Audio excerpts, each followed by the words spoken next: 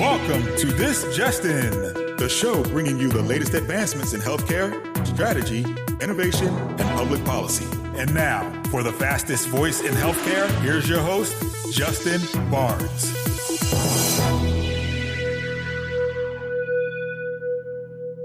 Thank you for tuning in, and welcome to This Just In. I'm your host, Justin Barnes. In these segments, I'll bring you the latest advancements in healthcare, strategy, innovation, and public policy. As always, we're broadcasting from the This Just In studios on the Business Radio X network, as well as the Healthcare Now radio network. For this episode, my 230th episode, we have a very special show dedicated to the HIMSS annual conference in Orlando. I also have two very special guests on air with me today, my longtime producer, Roberta Mullin from Healthcare Now Radio, and Jim Tate, host of the popular Tate Chronicles. Welcome to the show, my friends. Hey, Justin. Glad to be here. Looking forward to the discussion. Justin, it's always great to be with you. I feel like I was just with you, and I was. You were. You both were. In person, and then we did the pre-HIMSS show. Yep. Very true. Well, and I obviously want to get both of your opinions on this, and we're going to do an expanded two-part segment to just to really share a lot of great content with our listeners. I think I just got, so much out of this annual conference. It was just so wonderful, as even my previous show last week, just having everybody together for the first time in a long time. This volume of people. I mean, a lot of us went to HIMSS last year. We obviously did the broadcast live from the conference last year, and this is the first year in 7 years of HIMSS conferences that I did not broadcast live from the show floor. And that was perfectly good. It was great to take a year off. I was happy to do the pre-show, doing the post-show now. But to have, I think the rough number was around 26,000, 27, 28,000. I'm not sure the exact number. You guys actually may know that. But to have that many people, that much energy, everybody ready to collaborate, strategize, share ideas, and just be together. So that was, it was just great. It's been too long, and it was really pent up. So there was just, in my opinion, I felt so much energy. I saw so much energy. Hundreds of friends were there, colleagues through the years. So it was a true success in every way for me. And as you probably have seen and people have heard, at least out of my voice, HIMSS is always what you make it, in my opinion. Even not just this year. This year was like that for sure, because a lot of stuff was preset and relationships to rekindle. But HIMSS is always that, in my opinion, is what you make, is what you put into it, you'll get out of it. So first of all, Roberta, what are some of your thoughts and reflecting back on HIMSS initially?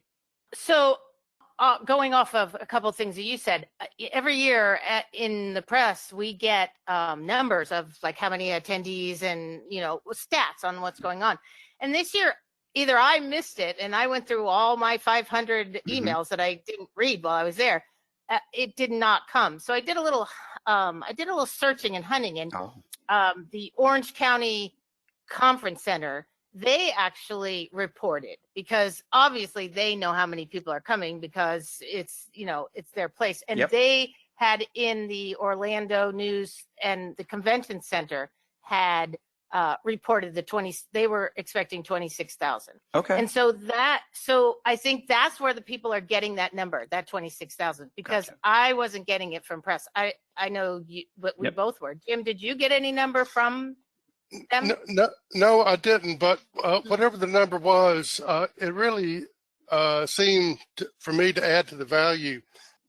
A few years back, before COVID, when we would have over 40,000 people, especially whether it was the escalators or the exhibit floor, so crowded that it was stressful. I mean, it reminded me, one time I was in Florence, Italy, walking on a sidewalk that was so crowded, and I tripped and fell, but there were so many people, I never hit the ground. It was like a mosh pit. I just got carried along until I got my feet back under. And HIMSS used to be like that. It was. I know. And so just to have elbow room and breathing room, and everybody seemed, people at the booths were more relaxed and had time for more meaningful conversations. I really had weren't so rushed. People were not as rushed as they usually were there. Right. Yeah. Very true. And I want to dive into that a little bit more because I know we have some thoughts on that. But before I get too far, because my last show I did not get to cover this, and there was some really amazing people who made HIMSS even more successful for me. So I want to give them a quick shout out and give you guys time to think about some people maybe on your end that helped make HIMSS22 successful for you. But I want to say a special thanks to LK and Tiffany there. They were wonderful. They hosted a few of my meetings, very strategic meetings. So I was grateful for them. And they're also strong supporters of this Health Transformation Alliance that we're creating. So many thanks to LK for their generosity. And then also certainly to HIMSS, the organization, and the HIMSS press team for allocating meeting space each day for me. I tend to be high maintenance at times. I got a lot of meetings, high velocity, key people, and Morgan Searles from that team was just terrific. And I'm grateful for her and the entire HIMSS team. So I want to make sure, at the top of the show, I thank them. They were wonderful. So, real quickly, Jim, any special thanks to anybody that helped you outside of Roberta? Yeah, she kept me going. The HIMSS team, as always, was efficient. Mm-hmm. And one thing I was a little worried about, I didn't make it last year because of where we were in the public health emergency. And so this year, everybody had to have proof of vaccination. Yep. I don't know if they had to have proof of the boost, but some proof of vaccination. And it wasn't too complicated for me, but if you're getting over 20,000 people, and I'm sure having people showing up who don't have the right documentation or whatever. And there was a little surprise in there where we were all expecting to wear masks, but 2 days before the mask requirement was dropped. And just the HIMSS and the folks who were there at the conference center, I never saw any hiccups around, registration or the changes that were going on. So they did a great job. Yep. Mm-hmm. Completely agree. Yeah, and I'll just add to the Morgan and her team. Morgan, this is her first year there, so she's in the helm. She's been there for a couple of years, but as the person that was really running it, she did a good job. Always available, and pre-conference whenever you wrote to them or whatever was going on, always got a response from them. So. Agree. And a quick response. And then, like I said, back to me being high maintenance, I would email her, I tried to give her 12-hour notice, but hey, I got an important meeting. Can you please reserve me an area? And she was always, to your point, responsive within minutes. Right. And obviously had a lot going on at the conference. So yeah, very appreciative. Justin's high maintenance. Tweet that out. I think everybody already knows that. That is not news. That is just old. That's not news. That's a hashtag. That's what I kept telling all the vendors. That's not news. Exactly. But I'm grateful for them. And obviously you, Roberta, special shout out to you. Jim gave me this great award. Actually, thank you so much, Jim, for giving me that award at HIMSS. Well, it was a press award for, I believe you've been to 22 straight HIMSS conferences. That's correct, isn't it, Justin? That's correct. Well, not straight, but yes. I started going in 1996, but this is my 22nd HIMSS. Well, I don't see the pin on you. I'm looking at your yeah, you're at my lapel. I'll be honest with you. I pulled the pin out today. I'm like, I'm going to put this on for Jim. But then my dog grabbed it. I can't find it in my house. My wife and your dog ate your homework. I knew you were going to say that. And I knew, I told my wife, please stop what you're doing. Help me find this black. It's in a black velvet bag. I have a little tiny greyhound. And she took it. You've earned it, but we don't have a replacement for you. The thing at HIMSS, it sounds like you've been 22 times. I don't know how many times I've been, at least 10. Yeah. And the only times I've missed were COVID related, or I think my son's 10th birthday 14 years ago. But it is the one thing I go to every year. Yep. Because everybody that I don't see during the year is most likely going to be there. That's the one chance I have. Just it's about relationships, a lot of it, as well as seeing what's new and trends. But that's why I really go every year is to see folks I don't see the rest of the year. Yeah. So Jim, was the first HIMSS that you went to the one you met me at? Was that in Atlanta? That was the first one I went to. Yeah, it must have been that one. And Yeah. And then the next one was in Orlando. yeah, and that first one, yeah, it was right near downtown. I can't remember the circumstances of why we met, but I know you were working on a business plan on a napkin, and I looked over your shoulder and saw it and thought I could probably weasel my way into that action. And well, no, we had met through Twitter. We had met, after. and you had already done a couple webinars for us. Yeah, we exactly knew right. each other. We just had never met in person, right? That's true. Right. So it's a good way to meet people. There you go. I met a lot of new people last week. Yep. You know, so yeah, I did too. as they say, high value targets. I met a lot of those people last week. Amen. That's great. So let's talk about that for a quick second. What did you guys enjoy the most? So Roberta, what did you enjoy the most about HIMSS22? So on a big level, it was really just seeing people again, and mostly meeting the people that we started doing business with during COVID. So we only knew them virtually. Oh, that's You know, so literally had done several things with them, whatever. And back in the day, like when I met Jim, we didn't do things virtually, but I met him through Twitter. I met him like that kind of stuff. But I think that was most exciting. Data loose people that we had been working with for the last year. And we finally got to meet them in person. So that was my big thing that I liked. That's really true. I have the same experience, Roberta. Quite a few folks that I've interviewed, I've never met them. And so then you actually get to meet them, and it's a little strange because you already have a relationship with them, and then here they are in front of you, and you're in front of them. So it was a great experience. From that standpoint. Yeah. What about you, Justin? Yeah, I think number one is being together, just seeing everybody, rekindling relationships that I've had for 25, 26 years. I had two very cool business ventures brought my way while I was there from people that I've known for over 20 years, each of them. So that's very cool. Again, back to what you said, Jim. High value target, high value discussion. So that's very exciting. And then just getting the energy back from our industry. Our industry has so much energy overall. And this kind of recharges us for the year, each year. That's kind of what I get out of these HIMSS. It kind of recharges me. It highlights really cool innovations. It highlights why we're, global leaders in healthcare, why we're global leaders in technology. So all of that, gets injected into me early in the year, each year because of HIMSS. And I felt that again. And so that was probably what I got out of it the very most. So very cool. And I do want to take a quick moment here. For those that may have joined us late, my two very special guests this week are my longtime producer, Roberta Mullin from Healthcare Now Radio, and Jim Tate, from the host of the popular Tate Chronicles. So welcome back to you both.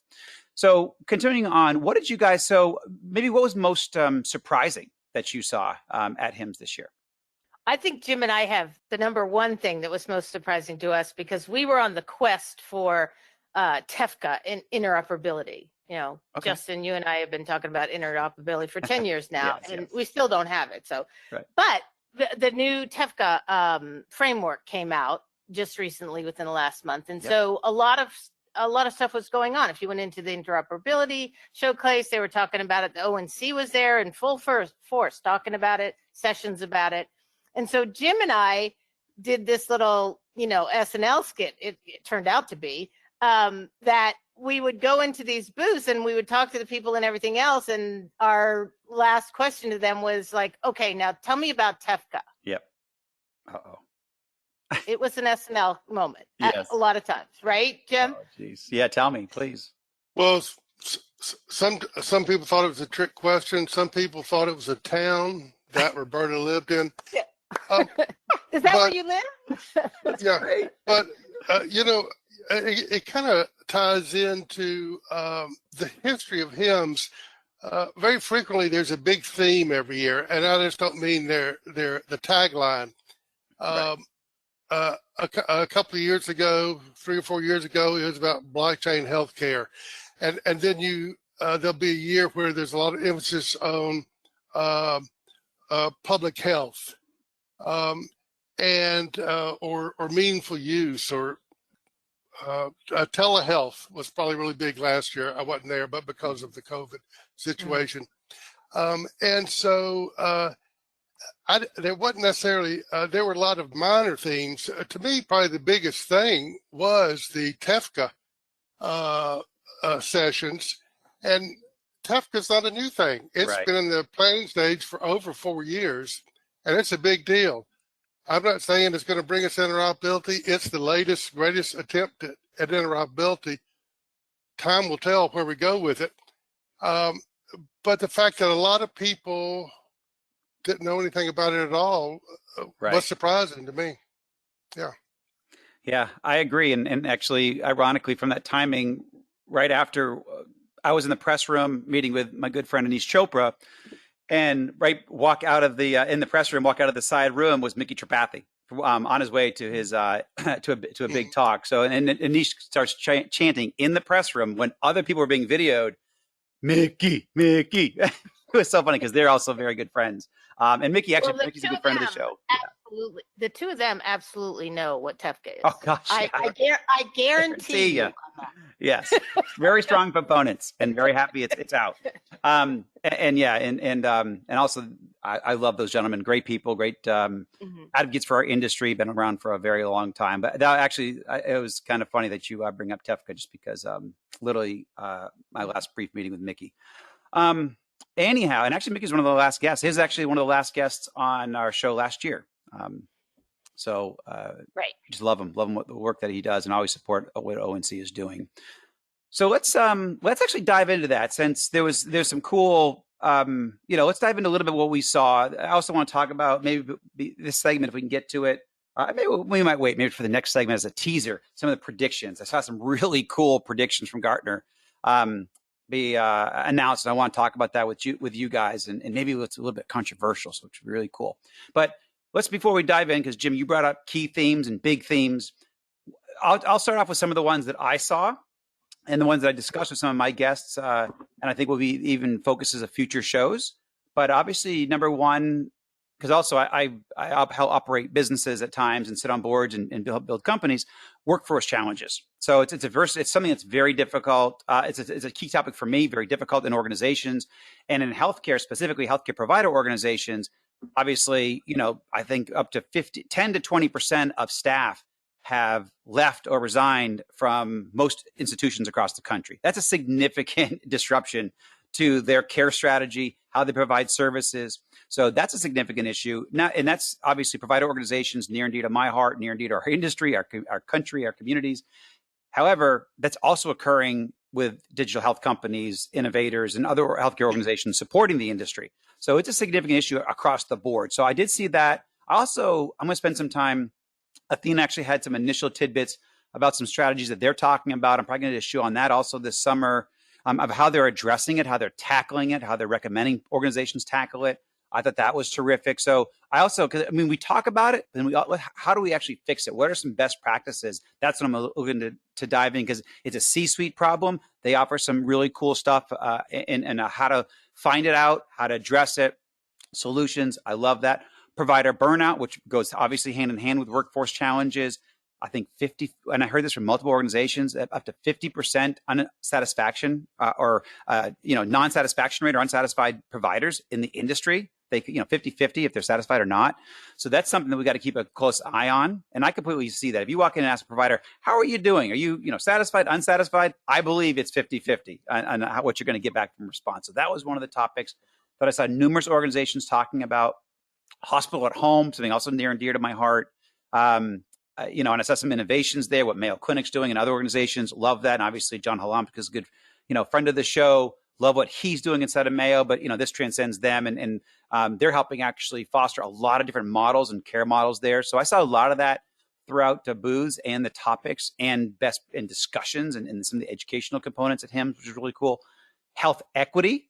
Obviously, up to I think 20% of organizations have health, and maybe about 30% have health equity investments going on, or making sure that their organization has transparency when it comes to health equity and strategies to successfully navigate. So that's excellent. Social determinants of health, SDOH, a lot of sessions on that and strategies and technologies to help support that.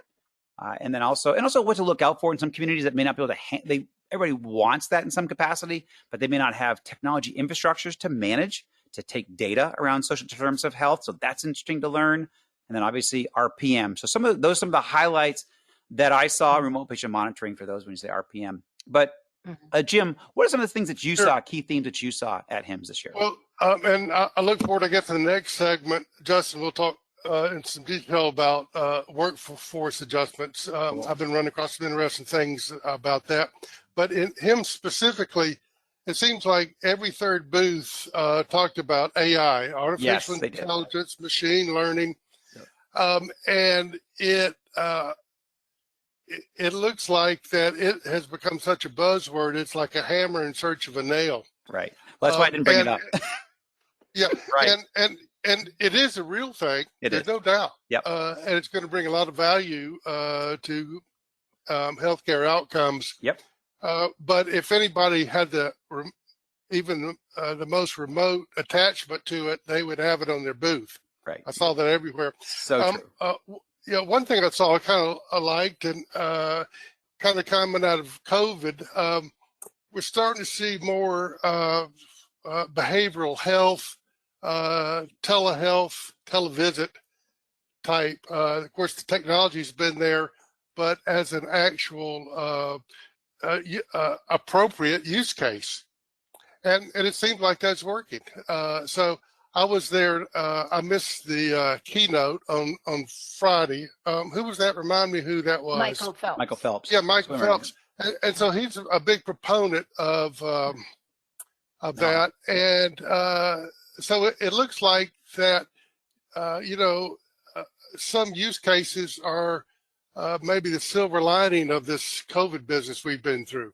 And remote behavioral health process maybe part of that. So that's a good thing. Yeah. Mm-hmm. Roberta, what about you? So my three key things that I thought that I was always running into was, one, of course, interoperability. Two, there's still a lot of talk about the cloud.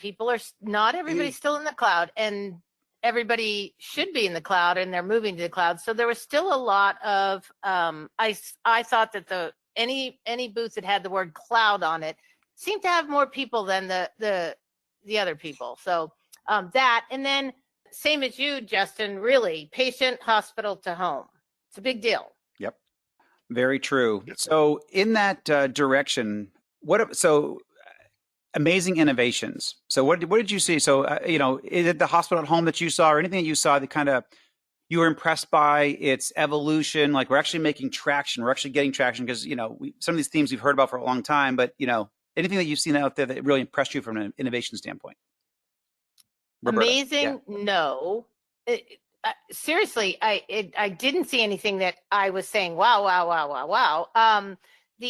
The patient hospital to home is an interesting subject, so it had a lot of remote patient monitoring things. The FDA is now certifying these devices that, you can use. So that leads, I guess, to getting paid for monitoring them, that type of thing. And just the delivery care shifting, away from the hospital in every case. And, of course, telehealth has a part of that, gave it a good push, all this remote patient monitoring, but wow, no. Yeah. Sorry.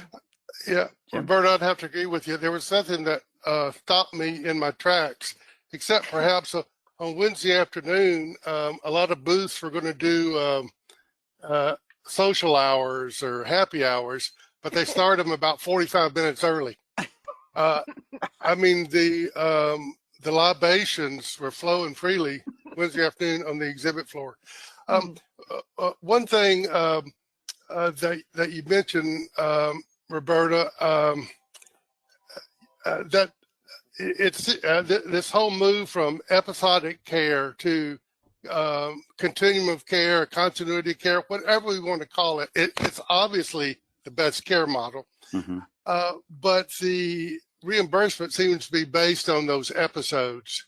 And until there's adequate reimbursement for those, remote patient monitoring, as Justin's talking about, or appropriate transfer of care and, all those kind of things, it's going to be difficult without reimbursement kind of tying A to B. Yeah, I completely agree. And so just in a closing couple of seconds, I think, first of all, I agree with you completely. The regulation is going to fuel a lot of that. We're getting closer. We've expanded the chronic care management payments this year. And I think that we're going to continue to see remote therapy, investments. So I think we're going to continue to see those types of evolutions. And I think my biggest thing, I only got a couple of seconds here, is the hospital at home and just seeing that continue to mature through RPM and other components, AI, a little bit of AI dabbled in there. But I am going to get the hook from Roberta here. So I'm going to wrap the show up now. But please join us next week for our follow-on show. We'll dive in even deeper. But Roberta and Jim, thank you so much. It was great to have you on air. And I truly appreciate you both taking the time out of your busy schedules to join the show. Thank you. Thanks, Justin. You got it. And thank you to all for joining us today. Please tune in weekdays at 2:30 p.m. Eastern, 11:30 a.m. Pacific. As always, you can track me on Twitter at HT Advisor and use the hashtag ThisJustinRadio so I can respond to your comments from the show. If you missed any of this episode or want to hear more, all my shows are posted on Apple iTunes, SoundCloud, iHeartRadio, and TuneIn. Also, check out some of the new content we posted on justinbarnes.com. Thanks, everyone, and stay safe.